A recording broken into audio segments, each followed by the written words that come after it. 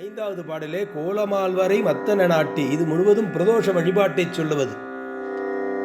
பிரதோஷ வழிபாடு இப்போ தமிழ்நாடு முழுவதும் புகழ்பெற்று விளங்கக்கூடிய ஒன்றாக விளங்குகிறது.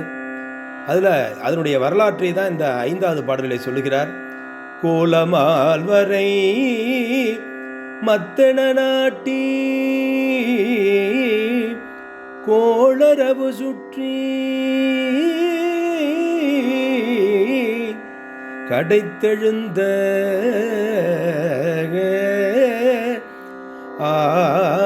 ஆலனஞ்சு கண்டவர் மிக இரிய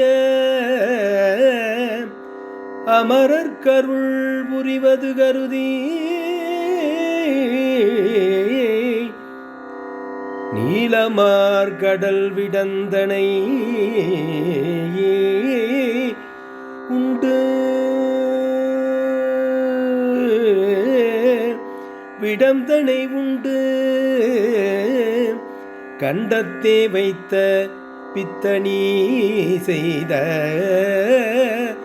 சீலங்கண்டு நில் திருவடி அடைந்தே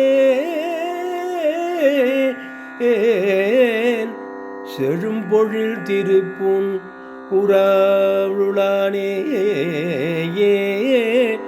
திருப்புன்கூருளா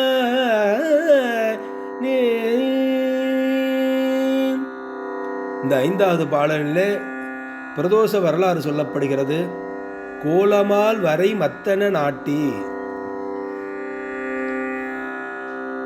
கோளரவு சுற்றி. உங்களுக்கே தெரியும், அந்த மேருமலையை மத்தாக கடலிலே வைத்து கோளரவு என்று சொன்னால் ஆதிசேஷனை வைத்து கடைந்தார்கள்.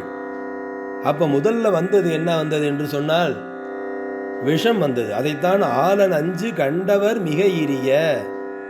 அந்த முதல் நஞ்சு வரும்போது அதை எடுத்து வந்தவர் தான் முற்பிறவியிலே சுந்தரமூர்த்தி சுவாமிகளுடைய பிறவி. ஏன்னா ஆதிசேஷன் வேற அதனுடைய வாயிலிருந்து ஒரு நஞ்சை கக்குகிறது, கடல்ல இருந்து ஒரு நஞ்சு வருகிறது. ஆலம் பிளஸ் ஆலம், அதை தான் ஆளாளம் என்று பெயர். அதை சிவபெருமானிடம் கொண்டு வந்து தந்தவர் தான் ஆளாள சுந்தரர் என்று பெயர்.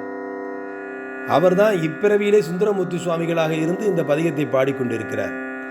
அப்போ ஆளன் அஞ்சு கண்டவர் மிக இரிய அமரருக்கு அருள் புரிவது கருதி, அவர்களுக்கு தேவர்களுக்கு அருள் புரிய வேண்டும் என்ற சொல்லி கடல் விடந்தனை உண்டு கண்டத்தே வைத்த சிவபெருமான் என்ன பண்ணுவார் அப்படின்னா நம்முடைய துன்பங்களை துடைக்கக்கூடியவர். அதனால் அந்த விஷத்தை எடுத்து தன்னுடைய தொண்டை இலே வைத்து கொண்டார். கண்டம் என்று சொன்னால் அதைத்தான் திருநீலகண்டம் திருநீலகண்டம் என்று சிறப்பித்து பாடுவார் திருஞான சம்பந்த சுவாமிகள்.